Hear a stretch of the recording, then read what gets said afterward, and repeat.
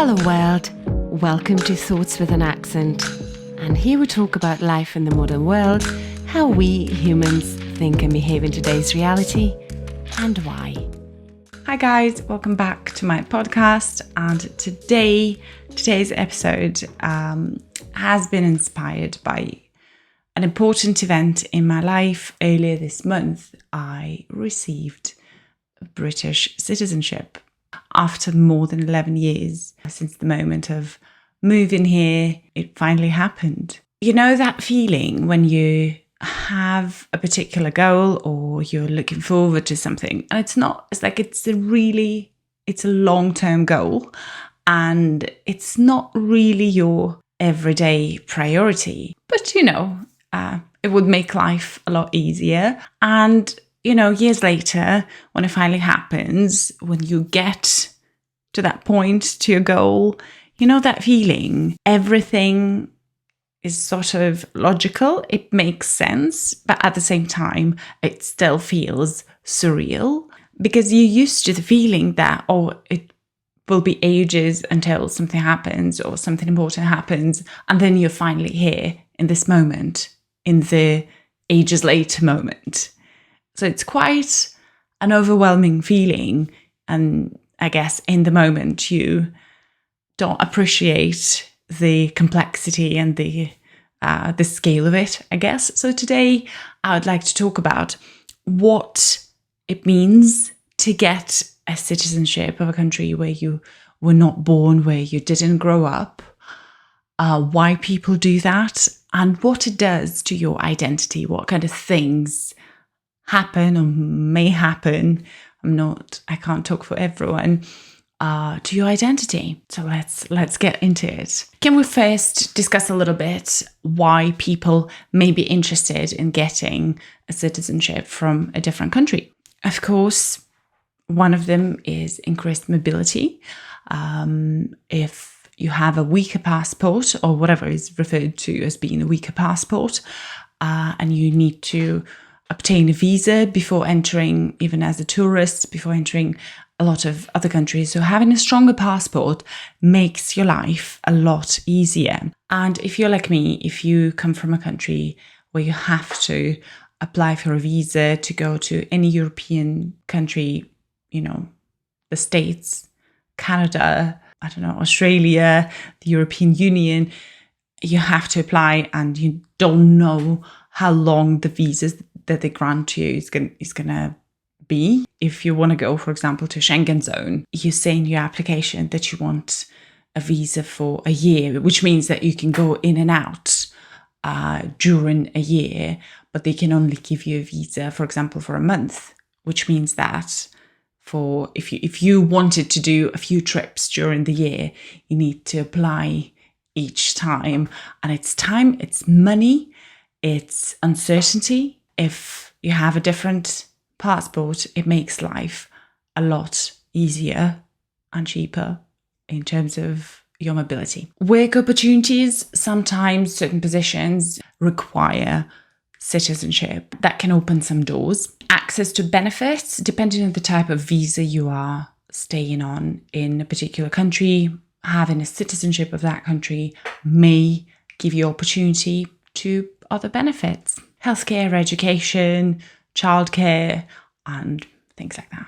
Another reason can be family ties, even if you're not living in the country, but you have some cultural ties to that country, or your family generations ago comes from that country. So you might want to explore more that part of your identity, and obtaining citizenship of that country can create that bond. Another reason could be political stability. We know that the world is crazy. But the world is sometimes unpredictable or predictably unpredictable, and political situations are different in different areas. So some people prefer to base themselves somewhere where it's more stable, and having a passport of that country also creates that sort of protection, I guess. Other reasons could also be tax advantages or investment opportunities that are only accessible for citizens of a particular country. It also could be retirement options. When people retire, they don't have to be in a particular place for work. They might prefer a different place altogether. And I think a lot of British citizens felt that when Brexit happened, and a lot of other European areas where Brits did enjoy retiring to, those opportunities became really limited and harder to achieve. Educational opportunities, when we talk about higher education especially, sometimes being a citizen of a particular country gives you more options in terms of programs, in terms of definitely like more accessible tuition fees, and of course personal freedoms. It's a little bit connected, can be connected to political situations in different countries. So people might be seeking environments that give them more personal freedom, and having a citizenship of a different country can really help with that. Most often, if you don't have a family in a particular country or family ties that connect you to a particular country, to obtain a citizenship, you need to reside there first.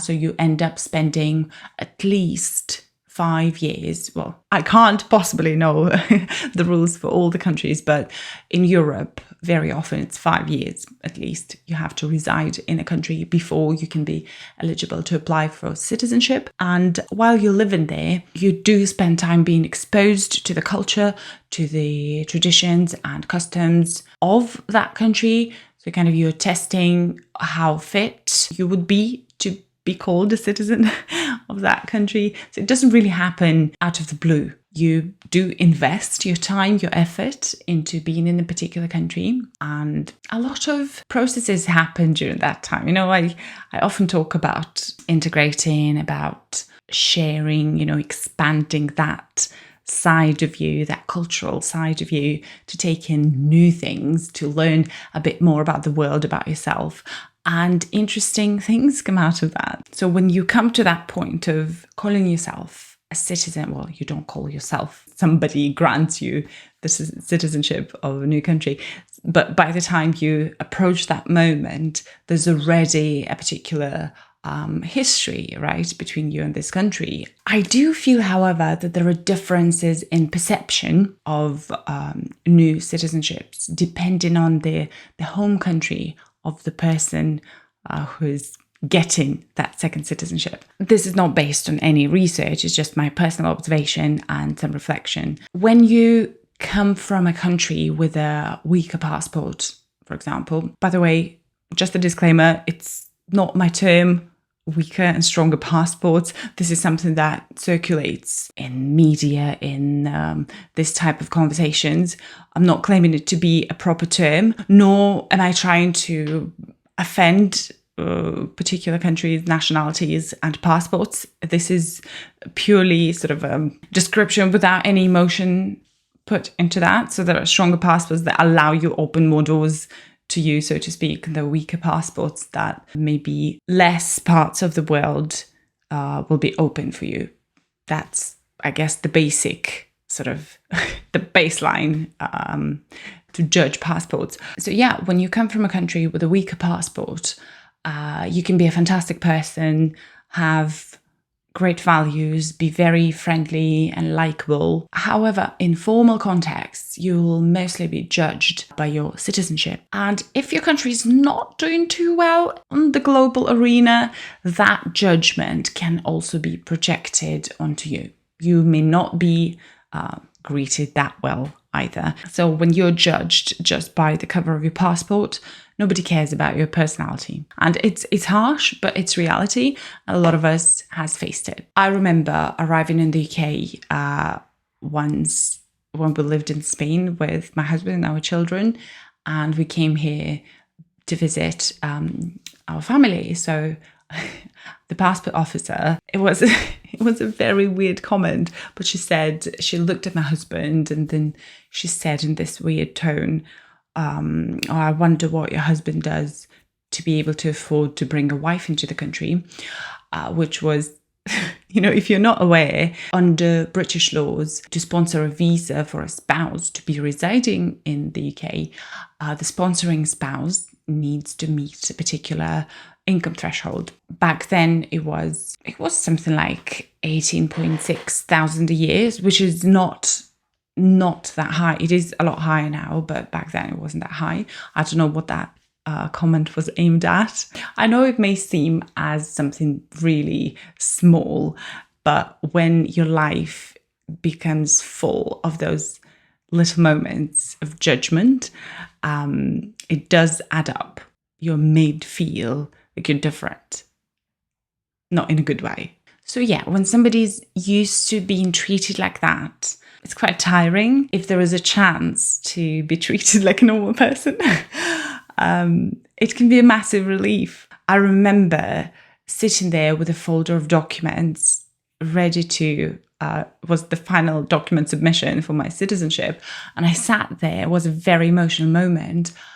And I thought, is it really my last pack of documents that I have to put together? It felt quite surreal because for years and years and years, I lived with a folder of documents that, that were ready to prove anything whenever anything had to be proved.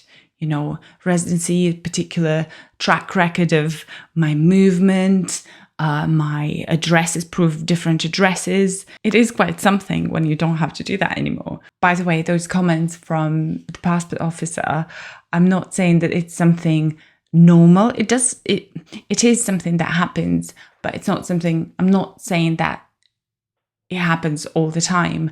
I remember in spring of 2023 when I went to see my friend in Serbia and I was coming back. I was flying into London, and that passport officer, the passport control officer, she was fantastic. She was so friendly. She complimented me on being well-travelled because I had a lot of stamps in my passport.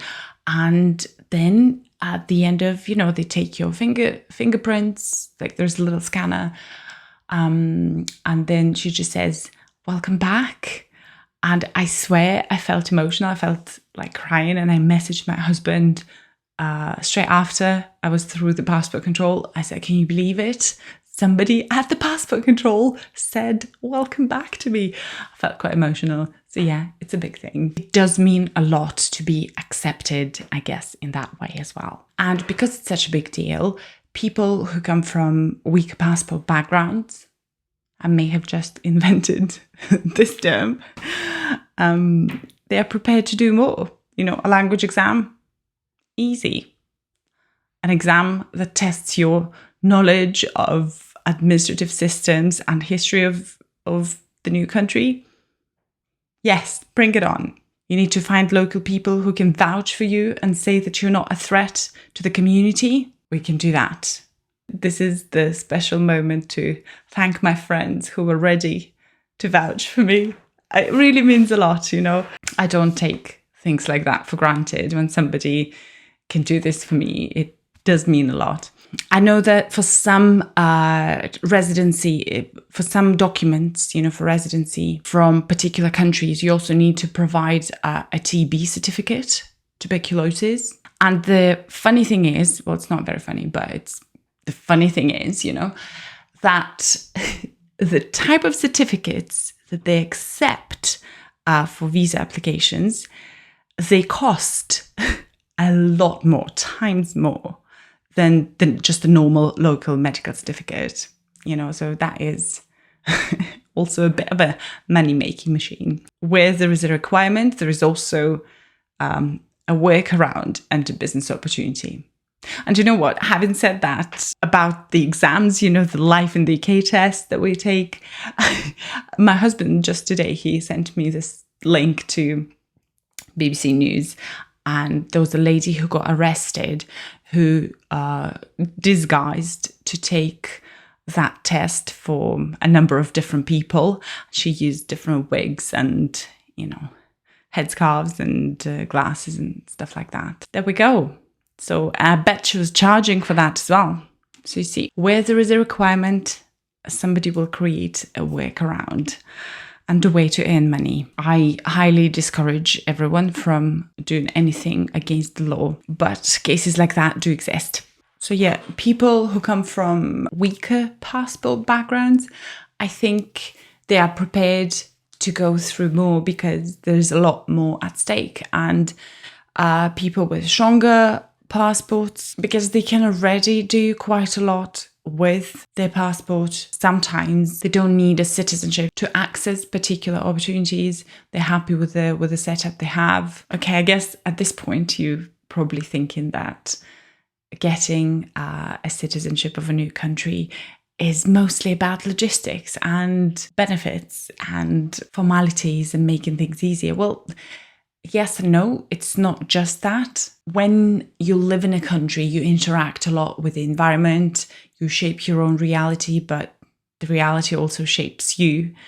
And as a result of that process, you do think a lot about your identity, about your values, about the choices you make. So by the time you're eligible to become a citizen, things sort of make sense. You know, you have already been through this thought process. So let's talk about the aspects that are important when we talk about getting a new citizenship and what it does to your identity. Gaining a new citizenship definitely brings you a feeling of belonging.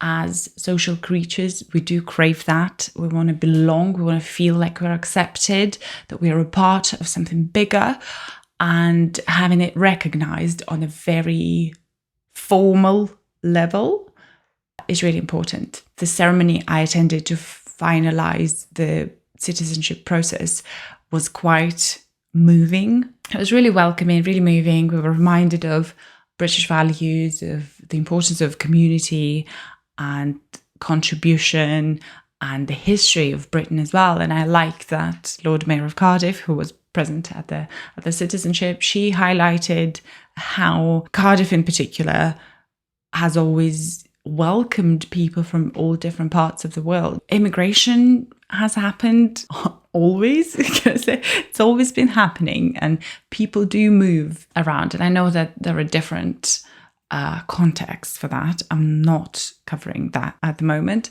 but it's good to remember that we're all a part of the community. If we're taking that step to be more recognized, to become a citizen of a particular country, we should remember what it means. Not just the rights it gives us, the rights and freedoms we receive, but also what we're expected to do, what we're expected to be in order to keep the community going. I think it's important. A lot of people retain their original, it sounds a little bit funny, they retain their original identity, but they, as a result, they get this hybrid identity, if you will. They express their background, their heritage in this hybrid identity. And also with a new citizenship, you acquire particular responsibilities and rights. Some of them can be quite, they can deepen your connection with the country,